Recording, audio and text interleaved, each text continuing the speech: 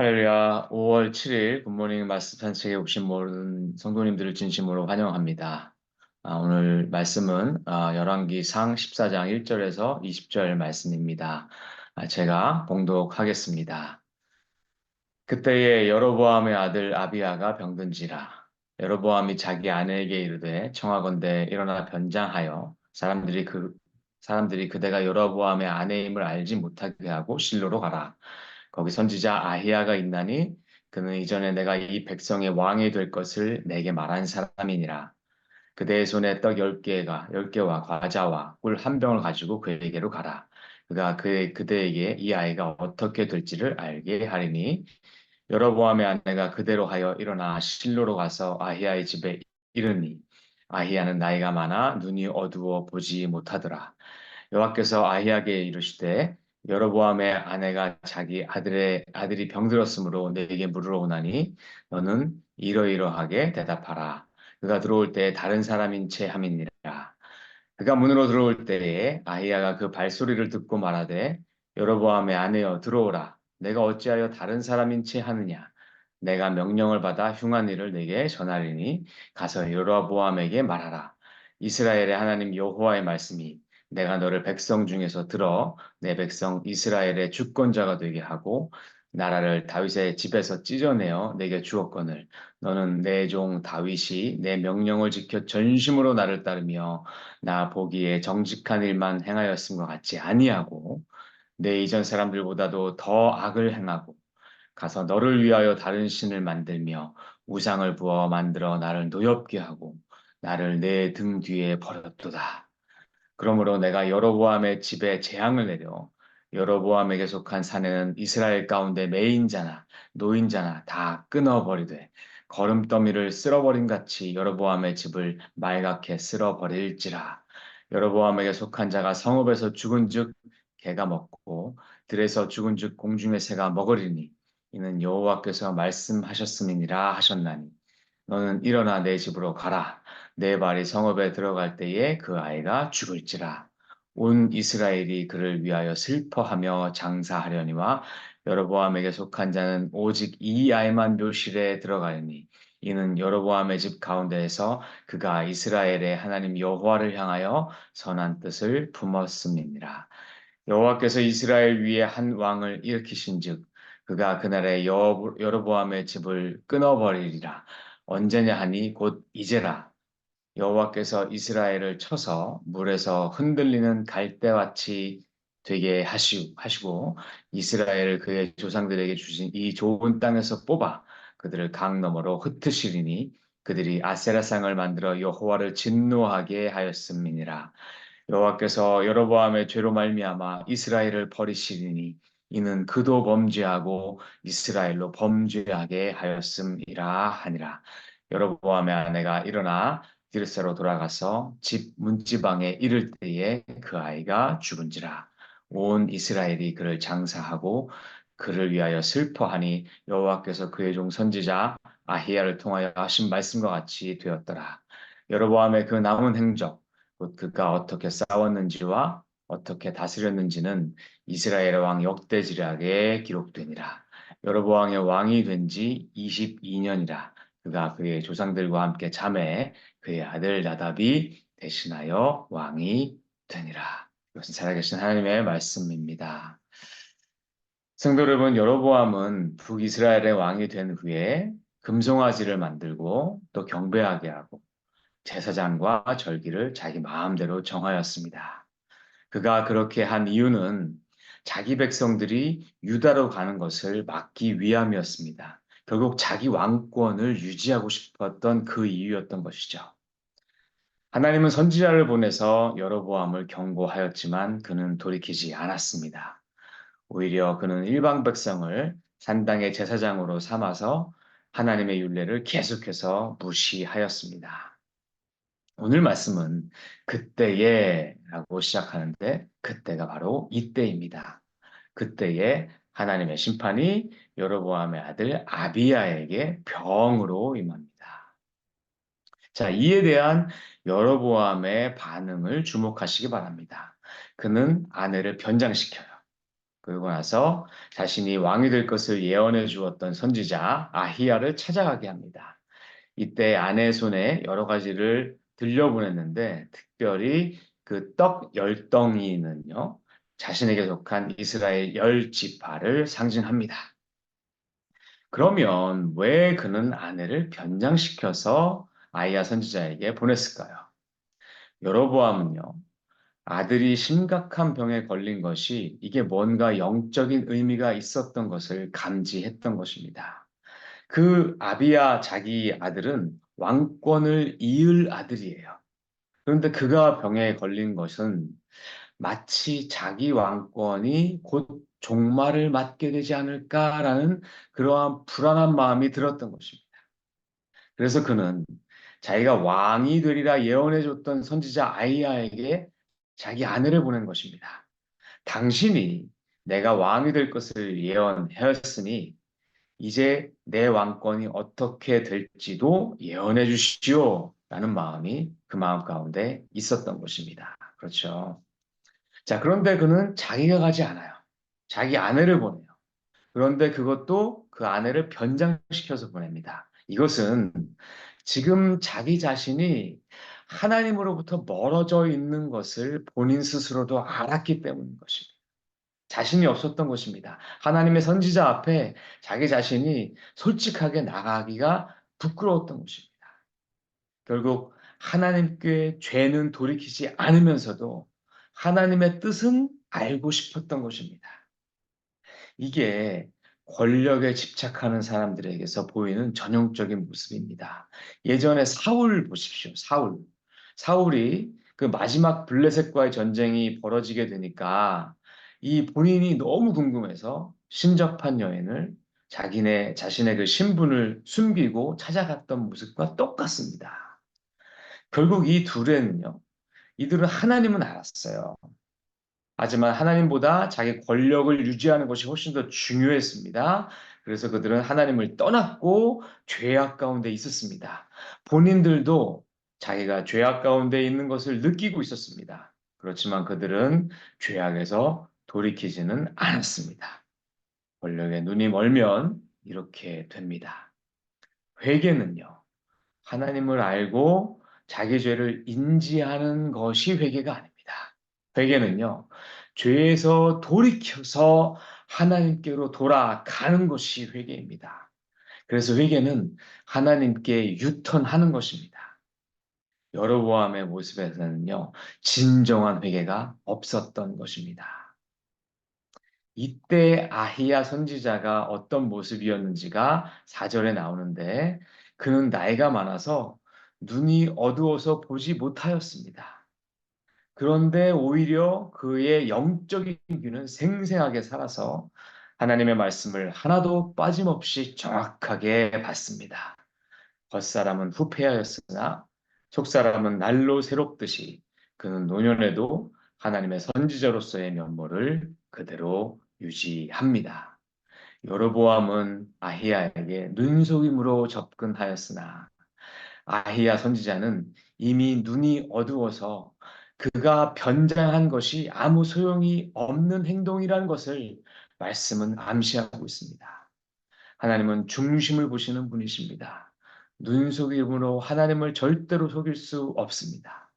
하나님은 아히야 선지자에게 이미 여로보암의 이 얄팍한 속임수를 알려주셨습니다. 그리고 그에게 추상 같은 심판의 메시지를 이미 주셨습니다. 그 심판의 대상은 병든 아들 아비야가 아니라 그 아버지 여로보암 자신이었습니다. 하나님은 여로보암을 강하게 책망하십니다. 그 책망의 말씀의 핵심이 9절에 나옵니다. 다시 한번 읽겠습니다. 내 이전 사람들보다도 더 악을 행하고 가서 너를 위하여 다른 신을 만들며 우상을 부어 만들어 나를 노엽게 하고 나를 내 등 뒤에 버렸도다. 결국 이 여로보암의 죄는요, 하나님을 등 뒤에 버리고 우상을 만든 것입니다. 그런데 그것이 자기 자신을 위한 것이었습니다. 그 죄악이 하나님 보시기에는 그 조상들보다도 더 심했고 결국 하나님을 노하게 만들었다. 이것이 그의 죄입니다. 사랑하는 성도 여러분, 이것이 여로보암 22년 왕위에 대한 하나님의 평가입니다. 참, 하나님의 평가는 너무나 준엄해서 어떻게 보면 참 저희가 두렵기까지 합니다. 그는 세상에서 왕으로서의 권세를 마음껏 누렸습니다. 하지만 그가 하나님 앞에 직면했을 때 그 인생은 딱 이 세 줄로 평가받은 것입니다. 여러분, 이것이 인생입니다. 한 번 죽는 것은 사람에게 정하신 것이요, 그 후에는 심판이 있으리니 우리 모두는 다 심판대 앞에 서게 됩니다. 그러면 단 한 사람도 빠짐없이 하나님의 이 준엄한 심판을 우리가 밟게 될 것을 기억해야 할 것입니다. 하나님은 우리에게 기회를 많이 주십니다. 하나님은 여로보암에게도 22년이라는 기회를 주셨습니다. 사울에게도 40년이라는 기회를 주셨습니다. 그런데도 그들이 하나님께로 다시 돌아오지 않았던 것입니다. 하나님은 자기를 떠나 있다고 해서 범죄 가운데 있다고 해서 즉각적으로 심판하시지는 않습니다. 이것이 하나님의 인내입니다. 그러나 하나님의 인내가 하나님의 승인, 하나님의 용인이 아닙니다. 결국 하나님의 기준은 하나님의 말씀 가운데서 우리가 찾아 나가야지만 하는 것입니다. 그래야 우리가 하나님 보시기에 올바른 인생을 살아갈 수 있는 것입니다. 다윗은 그렇게 살았습니다. 그도 실수가 많았지만 항상 말씀 가운데 나아가면서 인생을 끝까지 하나님께로 살아가며 마감했습니다. 그래서 그는 오늘 하나님께 이러한 평가를 받게 됩니다. 8절 후반부에 보시기 바랍니다. 너는 내 종 다윗이 내 명령을 지켜 전심으로 나를 따르며 나 보기에 정직한 일만 행하였은 것 같지 아니하고. 다윗의 인생은 하나님의 명령을 지켜 전심으로 하나님을 따르며 하나님 보시기에 정직한 일만 행한 인생이었습니다. 성도 여러분, 우리 한번 우리 자기 이름을 넣어서 저를 따라서 지금 이렇게 선포해 보면 좋겠습니다. 저를 좀 따라해 보세요. 내 종 김상범은 내 명령을 지켜 전심으로 나를 따르며 나 보기에 정직한 일만 행하였다. 네. 이것이 우리 삶의 마지막 평가가 되기를 주님의 이름으로 축복합니다. 자, 이제 하나님의 심판의 메시지의 내용이 나옵니다. 이게 10절에서부터 16절 말씀에 나오는데요. 하나님은요, 여로보암 왕가에 속한 사내를 다 끊어버리시겠다고 말씀합니다.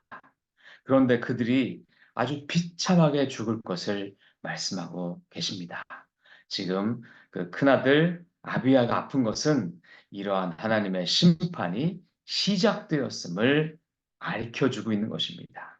언제 시작했습니까? 14절 끝에 보니까 곧 이제라 하나님의 심판이 시작되었습니다. 이제 하나님의 심판을 막을 자가 없습니다. 더욱 안타까운 게 있는데 그것은 하나님의 심판이 단순히 여로보암의 가정에만 머무는 것이 아니라 온 이스라엘에게까지 향하게 된다는 사실입니다. 15절 말씀 보시기 바랍니다. 여호와께서 이스라엘을 쳐서 물에서 흔드는 갈대같이 되게 하시고 이 땅에서 뽑아 강 건너로 흩으시리라. 왜냐하면 그들이 아세라상을 만들어 여호와를 진노하게 하였기 때문이라 하고 말씀합니다. 16절에 보니까 계속해서 여호와께서 여로보암의 죄로 말미암아 이스라엘을 버리시리니 이는 그가 범죄하고 이스라엘로 범죄하게 하였습니다. 성도 여러분, 정말로 리더의 죄가 심각한 이유가 여기에 있습니다. 여로보암의 죄는 두 가지인데요.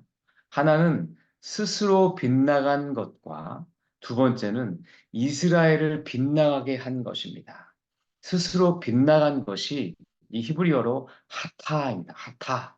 그런데 이스라엘을 빗나가게 한 것은 이 하타의 이 사역동사, 이 빛나게 하다 하는 그 사역동사 히필 폼을 해서 헤헤티가 됩니다. 그래서 이 여로보암의 죄는 하타와 헤헤티입니다. 하타와 헤헤티가 앞으로도 여로보암 이후에 나오는 모든 왕들의 평가 기준이 됩니다.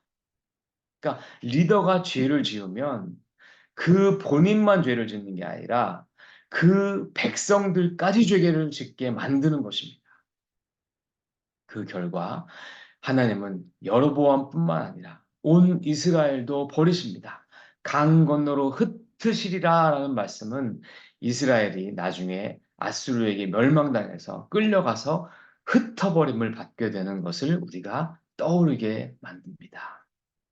저와 여러분은 만약에 우리가 리더의 자리에 있다면 오늘 이 말씀을 가슴 깊이 새겨야 할 것입니다. 또 만약 우리가 팔로워의 자리에 있다면 우리 리더를 위해서 기도해야 할 것입니다. 이것이 공동체가 해야 할 일입니다. 그런데 이 준엄한 심판 가운데서도 하나님은 선인에 대해서는 은혜를 베푸시는 하나님이십니다. 오늘 죽게 되는 그 아들 아비야는 묘실에 들어갈 것입니다. 왜냐하면 그가 그 이 아이만 여로보암의 집 가운데서 하나님을 향하여 선한 뜻을 품었기 때문이라고 하나님 말씀합니다. 모든 다른 아들들은 들짐승에게 먹히는 비참한 죄를 맞게 될 것이라고 하나님은 예언하십니다. 참으로 그렇습니다. 하나님은 홍수 때에도 노아의 가정을 구원하셨습니다. 그렇죠. 그리고 하나님은 소돔과 고모라를 멸하실 때에도 롯의 가정은 구원하셨습니다. 이것이 하나님의 공의입니다. 하나님은 거시적인 심판 속에서도 그 가운데 있는 의인들의 미시적인 구원을 이루어 주십니다. 하지만 성도 여러분, 이렇게 모두가 심판받는데 그 가운데 나만 구원받는 게 우리 공동체에 함께 속해 있는 우리의 목표가 되어서는 안 됩니다. 그것은 정말 우리가 마지막에 생각해야 될 그러한 것이 될 것입니다. 우선은 우리 공동체 모두가 다 주님 앞에서 복받는 공동체가 되어야 하겠죠. 그래서 우리는 사도 바울의 권면처럼 우리에게 세워진 이 권위자들을 위해서 항상 기도해야 할 것입니다. 성도 여러분 말씀을 맺겠습니다. 여로보암은 어떻게 왕위에 올랐습니까? 솔로몬이 말년에 지은 그 죄 때문에 하나님께서 이 이스라엘을 그 나라를 찢는 심판의 도구로서 여로보암은 왕위에 올랐습니다. 하지만 본인 스스로도 죄악에 빠짐으로 말미암아서 결국 이스라엘 모두가 멸망당하는 그 도구가 되게 됩니다. 참으로 비참한 최후를 맞게 됩니다. 나 한 사람이 이렇게 중요. 특히나 리더의 자리에 있는 사람이 이렇게나 중요합니다. 오늘 말씀이 우리 모두에게 영적 경각심을 주고 있습니다. 함께 기도하시겠습니다. 거룩하신 하나님, 여로보암의 삶을 통해서 우리는 여러 가지를 느끼게 됩니다. 하나님이 우리에게 주신 권위를 내가 그것을 유지하는 데만 급급하지 않게 하시고 하나님의 그 권위를 주신 그 뜻에 맞게 아름답게 선용함으로써 공동체 모두가 하나님 안에서 풍성함을 누리는 그러한 공동체 될 수 있도록 이끌어 나가는 저희 되게 하여 주시옵소서. 특히나 리더로 세움받은 자들에게 그 영적 책임감이 있음을 우리가 잘 깨달아서 주께서 맡기신 공동체를 하나님께 아름답게 이끌어가는 귀한 리더 될 수 있도록 축복하여 주시옵소서.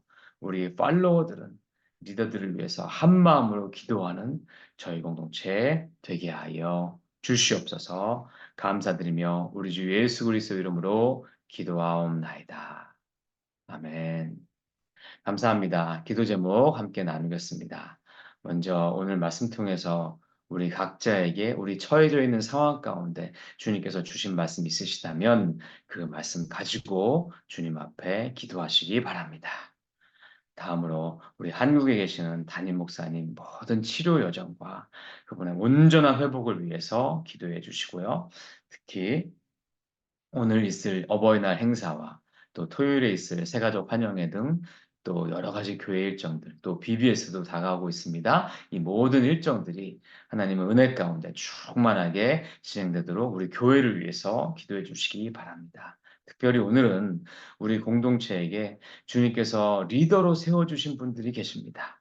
이분들을 위해서 기도해 주시기 바랍니다. 한 분 한 분이 신앙 가운데 든든하게 설 때에 우리 공동체가 든든히 서게 될 것입니다. 우리 이분들을 위해서 간절히 기도해 주시고 일상 가운데로 나아가시겠습니다. 우리 함께 기도하시겠습니다.